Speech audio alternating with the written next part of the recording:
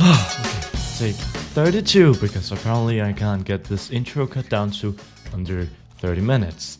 So, hello, welcome to the first tutorial done by Brackeys. I am the CEO of Brackeys, and today I'm going to show you how to create a survival game. This is probably gonna be a whole series because this can't be done in just one single tutorial. And yes, let's see where this brings us. So I have opened up a new Unity project. It's completely empty, and you can just do this by going to File, New Project. And I did not import any assets. So this tutorial is for the beginner to the intermediate, mostly for beginners, and then we'll move on to the harder parts later. So, okay, let's start out by creating a ground plane for our character to move on. This is going to be a first-person game. So go to Game Object, create Other, and then Cube. And let's make sure that this is in the center of the scene by going to a transform on the right hand side and zeroing out the X, Y, and Z transform. So by simply highlighting the cube in the hierarchy and then taking my mouse to the perspective view and pressing F, it will zoom in on the highlighted objects. All right, now let's scale this on the X to about 50. On the Y, you can just leave that at 1, and the Z to, again, 50. So now we have quite a huge ground plane for our character to stand on. Let's go to hierarchy on the left-hand side, rename this to ground plane. Make sure that you notice that Unity is cap sensitive, so I type everything in one word with every word starting with a capital letter. But just make sure that you find your own system and stick to it. Alright, so now let's import a character. Unity has a database with default characters that you can import. Also different kinds of packages. So go right click on the assets window, go to import package, and then character controller. This is the scripts and click import. This is the scripts and graphics that will make sure that we can walk around and interact with physics in our scene. Now you should get a folder called standard assets. Double click on this, double click on the folder called character controllers, and then just take the first person controller and drag it onto the plane anywhere you want. Now if we hit F again, you can see that the character is indeed there in form of a cylinder.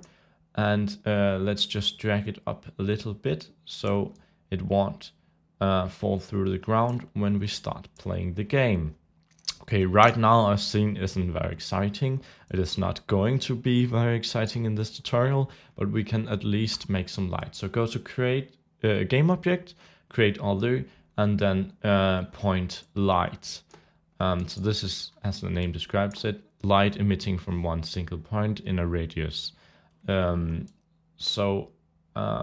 Let's just drag this up so we can see the light emitting now. Drag this up quite a bit and then increase the range on the right hand side to about, let's say, 30, 40, maybe 50. Maybe, yeah, 50 looks fine. So now we can navigate in our scene by pressing the play button, or Control P or Command P if you're on a Mac. So now here in the game view, you can walk around, jump, and look anywhere you want. And if you walk by the ground plane, you'll be falling.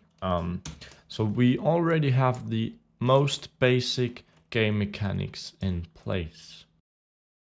Okay, so now let's go ahead and create a skybox to make the heaven look a little less blue.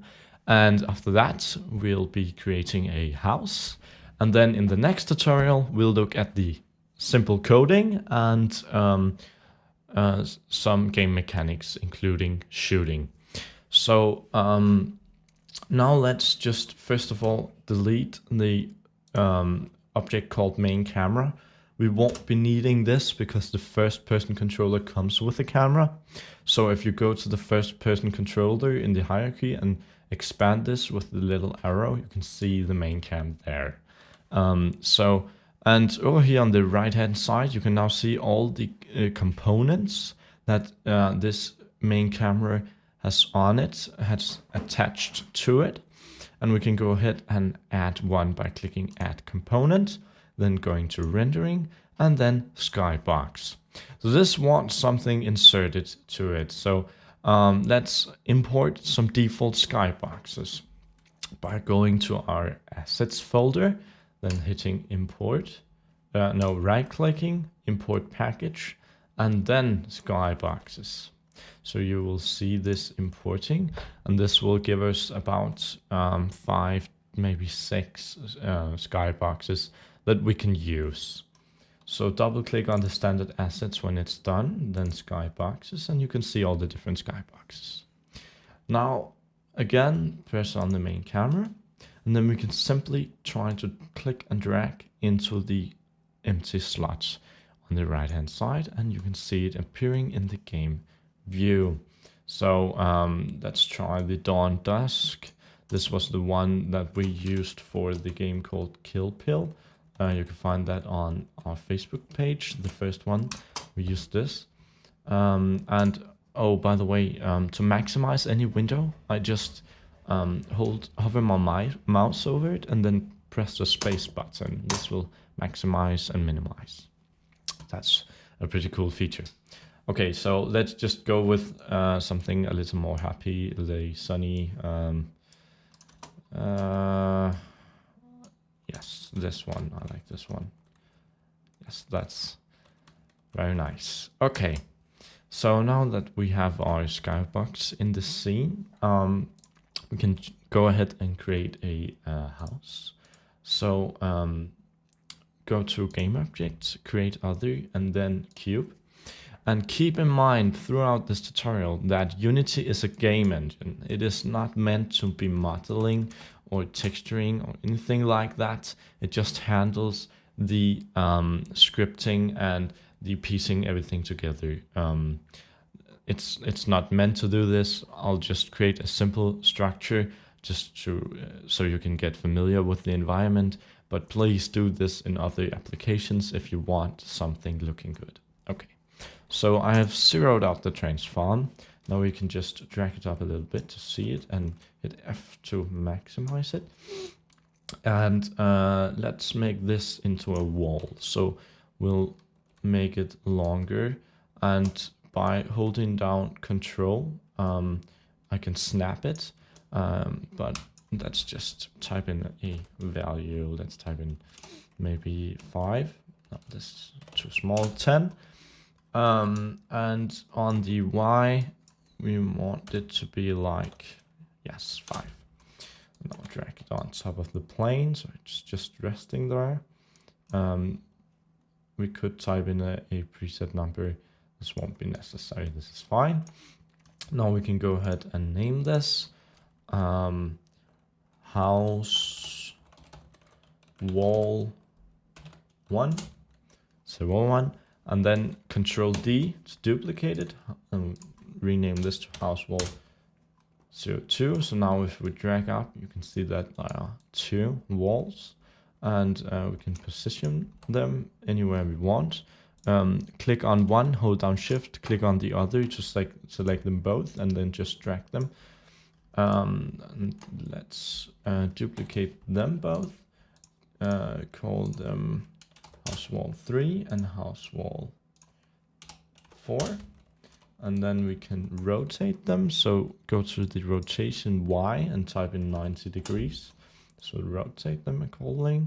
So now we can just drag this down to the side. Do the same thing with number 3, so just rotate 90 degrees and then just drag and drag. So make sure that they are even, they're pretty even.